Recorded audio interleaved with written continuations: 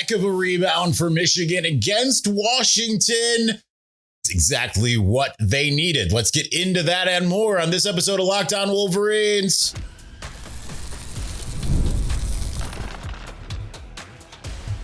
You are Locked On Wolverines, your daily podcast on the Michigan Wolverines, part of the Locked On Podcast Network, your team every day. Happy Monday. We are back and doing it. Locked On Wolverines podcast, part of the Locked On Podcast Network, where it's your team every day. I'm your man on the ground, Isaiah Hole, publisher of Wolverines Wire through USA Today Sports Media Group. On the ground in more ways than one, apparently.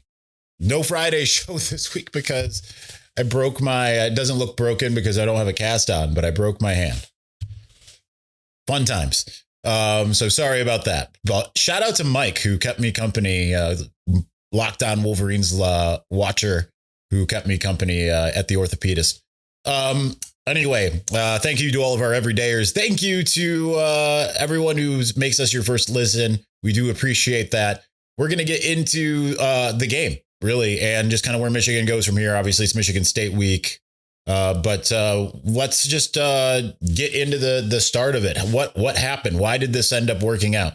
Obviously, there were some challenges in this game, and it definitely, it's funny because I see a lot of people saying like everyone was at unease. I really didn't feel at unease pretty early in the game. I usually tend to have a pretty good idea, just like a feel if Michigan's going to win a game or if it's going to lose a game or if it's going to be tight. It did not feel like Michigan was going to lose that game to me in any way, shape or form. Now, Washington got to hang around for a bit, 7-7 halftime. Michigan had tons of opportunities. I mean, heck, they could have been 7-0. Jair Hill drops a surefire pick six. Samaj Morgan drops the another one that looked like a touchdown. There was nothing but green in front of him. You had the missed field goals. I mean, not a great situation in terms of some of the opportunities that were missed. But Michigan wins 24-7. In a game that honestly should have been more like 42-7, 42-0, something like that. I have to give the most credit first and foremost to the defense for bouncing back in the way it did. Wink Martindale, again, like I have not been shy on this show about how much I love Wink Martindale, and I'm continuing to not be shy about it. I think he did a masterful job at containing what had been an extremely explosive offense. I think 28th in the country coming in, and absolutely made them look completely inept. It was an absolute beatdown on the defensive side of the ball. Guys were more ready to go, raring to go. Again, like it's kind of like what Jack Tuttle and I talked about. Maybe some of it was just the going out west last week.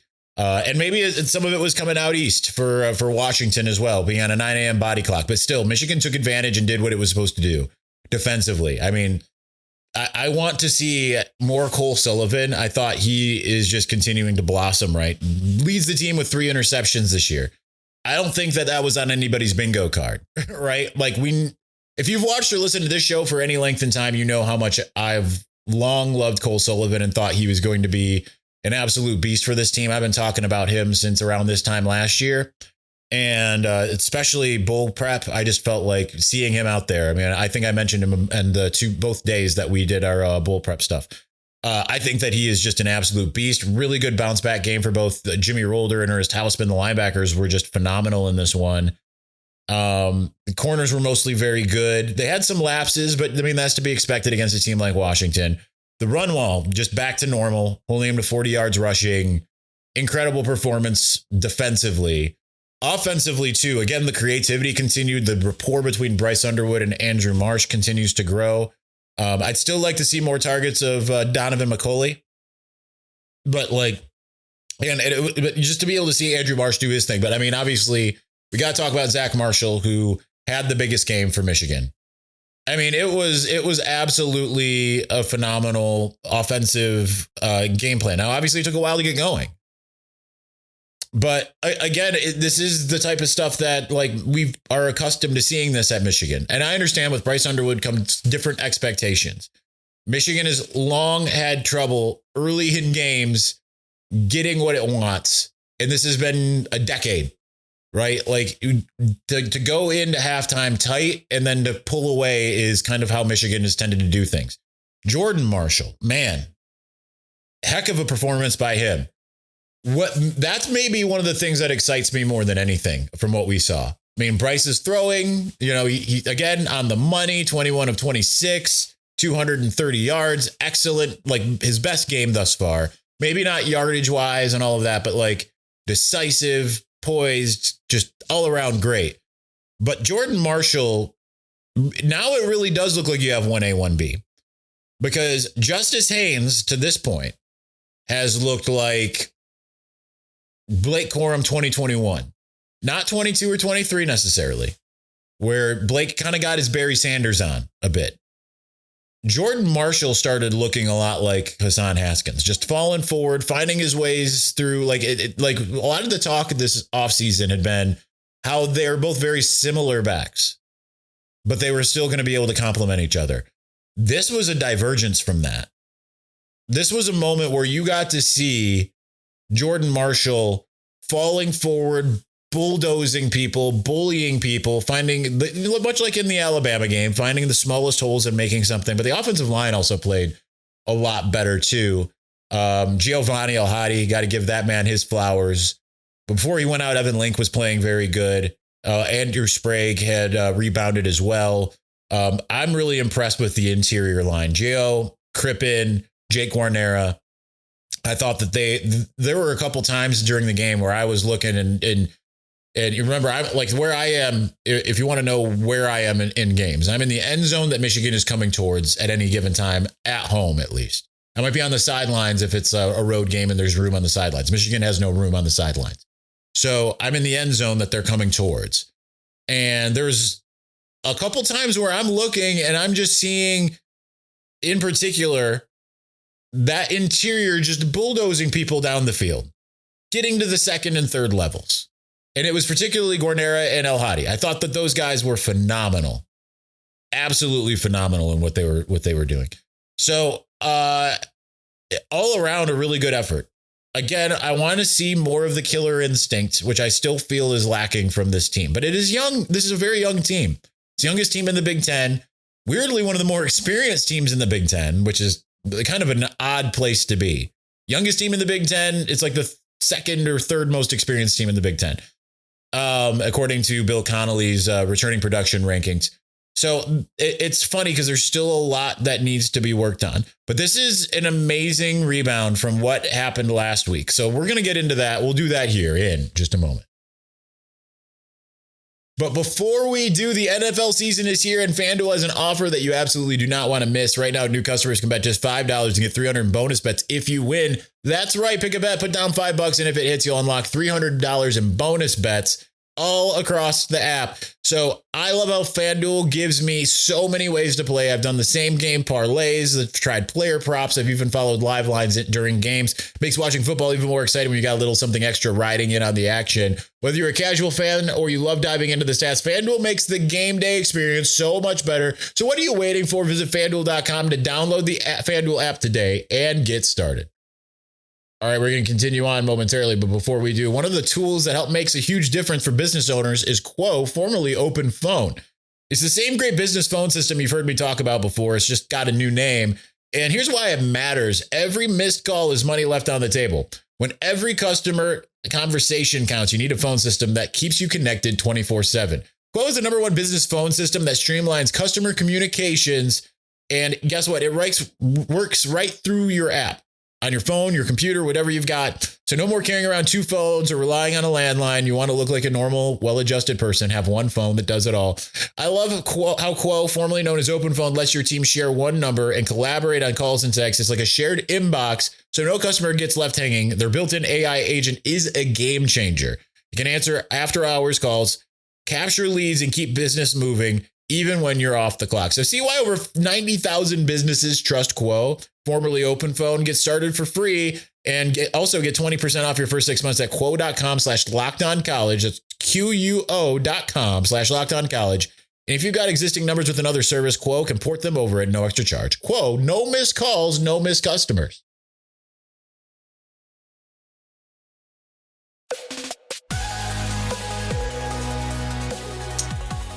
All right.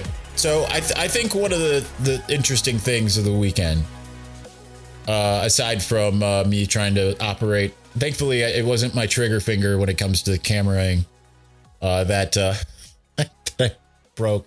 Typing has been interesting. That's been a challenge. But the other interesting thing is just seeing how Michigan responded after what was a really bad week, the week before at USC.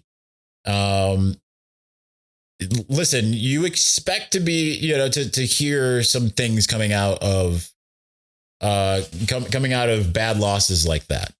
And it's not about what happens in the week. It's how you respond. And I think Michigan responded very well. As Sherrod Moore said in the post-game press conference, like there were tough conversations, hard conversations that were had last week. And the thing is you can see the culture in moments like this last week where this was an inflection game against Washington. You lose that game, you're in the same spot you were last year. Now, granted, the schedule doesn't have Oregon and Indiana on it as it had last year after they had lost at Illinois, but they were in the same spot, 4-2 with an obvious chance to go 4-3. We all had Washington as a win going into the season, but I don't think anyone expected they were coming to the Big House at 5-1. And obviously the one being Ohio State, that tracks. But that's just a huge opportunity because Michigan has been a little bit up and down still this year. Now, I can't remember who said it online. Maybe I'm going to give credit to the wrong person here, but I think it was Jory Alston had put something saying like, in what years would you expect that Michigan would play? And I understand it's a new college football, but in what years would you expect to see Michigan playing Oklahoma, Nebraska, USC, Washington, right? Of course, 3 of those are conference games, but that's new still. Like if this was 5 years ago, you'd just be sitting there looking at the slate and just being like, you've got to be kidding me. The home away format of the season also presents different challenges. And, you'd be curious to see where the team, if it continues on the trajectory. Now, this is the reason why last week I said, I think a lot of people are overreacting to the loss, right? I really felt like that was the case. And I still feel like that was the case because there's just going to be games where you get got. We referenced Ohio State in 2017 and 18 against Iowa and Purdue, respectively. Those were extremely good Ohio State teams. Sometimes you're just going to get got. That's just going to happen. But how you respond is the important thing. It's not like Washington said, like, we are not going to do any of the things that other teams are doing, right? They looked at it and said, we are absolutely going to try to screen you. We are absolutely going to try to do certain things that are going to make your life difficult because we've seen other teams have success doing it. Michigan, they stopped it. That's one of the reasons why, massive credit to Wink Martindale and him and the players. And I just feel like that side of the ball is just in such good hands. And why, I pushed back a little bit on Connor's angles argument because we haven't seen them really struggle with angles for the course of the year. Now, momentarily, intermittently, yes, but like generally, no. So I felt like that was a really good showing from just all phases. Even Hudson Hollenbeck, who at times, I mean, it wasn't just the USC game, but at times it's like, man, this guy can't get off a punt for more than 30 yards. Had a 35-yard punt, but had a 55-yard punt, right? Just they were firing on all cylinders and really making Washington's life hell, really making Damon Williams' life hell. I mean, he was making some bad decisions, but they made him pay for it, right? So I really love how Michigan responded in this game because it absolutely could have come out flat. It could have just said, this is just who we are. Like they need to be fighters. And that's where, again, we talked about last week, the Sherrod Moore work shirt stuff like that. Like, listen, they've had that since 15, 16. I don't remember which year. Jack Shaw put out 16. My records only go back to 16. I don't know what I did with all my 2015 pictures minus like a few.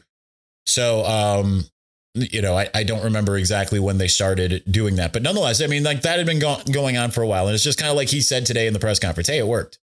Right. That's what matters. It's not the outside perception. It's not anything that I say. It's not anything that you say. It's all about how they respond in that building when it's Saturday and the game is going on. And they did a wonderful job of that. And that speaks volumes, right? Because that's what happened at the end of the year last year. Northwestern, Ohio State, Alabama. And that's why I was saying last week, I think it was on the Monday show, but like I do believe that Sharon Moore can get things turned around. So there you go. So kudos to Sharon Moore, to Wink Martindale, but most importantly, the players. Because I mean, they're the ones that have to actually play the game. Because coaches can coach the best game plan that they could ever have. If the players don't execute, if the players don't fight, then they're not going to do it. But Michigan was just very physical in all three phases of the game. They made plays in all three phases of the game. They kept Washington to their second lowest output, Ohio State being the lowest, but the lowest rushing output they had all year. They made an absolute explosive quarterback look absolutely pedestrian. And against a pretty good defense, Bryce Underwood went out and he dealt. Jordan Marshall went out and he ran the football. That's all you can really ask for. And you just got to build on that. And obviously up next is Michigan State. And that is, I don't want to say it's a different animal because it's not, it isn't, but it is. So let's get into early expectations of that game. Let's do that here in just a moment. But before we do, let's be honest. Most of us can't even name all of our financial accounts, let alone what they're worth between 401ks, savings, investments. It's easy to lose track. And that can mean leaving money on the table. That's why I started using Monarch. It's an all-in-one personal finance tool that brings your entire financial life together in one clean, easy-to-use interface. On your laptop or on your phone, it's helped me organize my accounts, track my spending, and get a better handle on my investments without ever having to even touch a spreadsheet. I love that I can review everything with my business advisor. We can see the shared goals and make even better financial decisions together. Monarch's visual dashboards and smart tools make it so much easier to understand where my money is going and how to make it work harder for me. So don't let financial opportunities slip through the cracks. Use the code LOCKEDONCollege at monarch.com for 50% off your first year. That's monarch.com, code LOCKEDONCollege for half off your first year.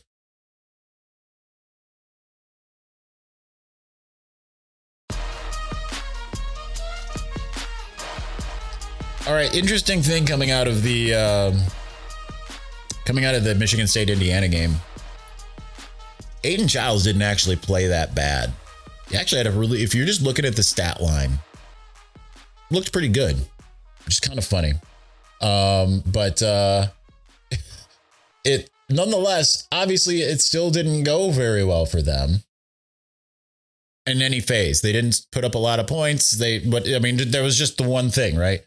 So 88th defense in the country, Michigan State has. They give up about 382.7 yards per game.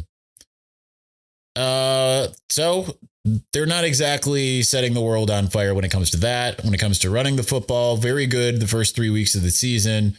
Western Michigan, Boston College, Youngstown State. Okay against USC, 32 carries for 112 yards. Otherwise, it's been atrocious for them. Against Nebraska, UCLA, and Indiana, never cracked 100 yards in any of those. As far as passing offense, almost 300 yards for Aiden Childs. That was, not just Aiden Childs. It was 243, I believe, for Aiden Childs, and then 50 for their backup on the final drive. The sad field goal drive. Michigan State's given up 38 points each of the last 3 weeks.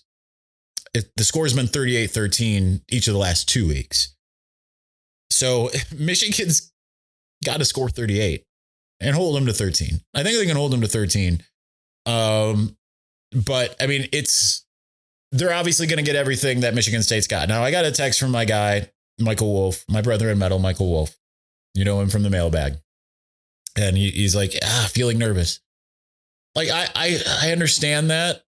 But like, this is one of those games. If you put any other name on it, if you said this was Maryland and they're going to College Park, If you said this was Northwestern and they're going to Evanston, if you said this was Iowa even, and they're going to Kinnick, you'd look at it and you'd say, okay, not that worried, right? They have too many struggles going on there. But I understand why people feel that way.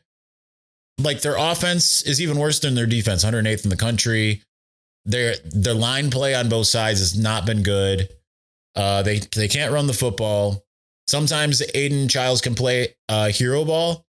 Well, listen, Kenneth Walker III is not walking through that door unless Michigan lets one happen. Like this is a different road game, right? This isn't like, I mean, these guys get to still sleep in the team hotel and all of the places that they're accustomed to sleeping when they win.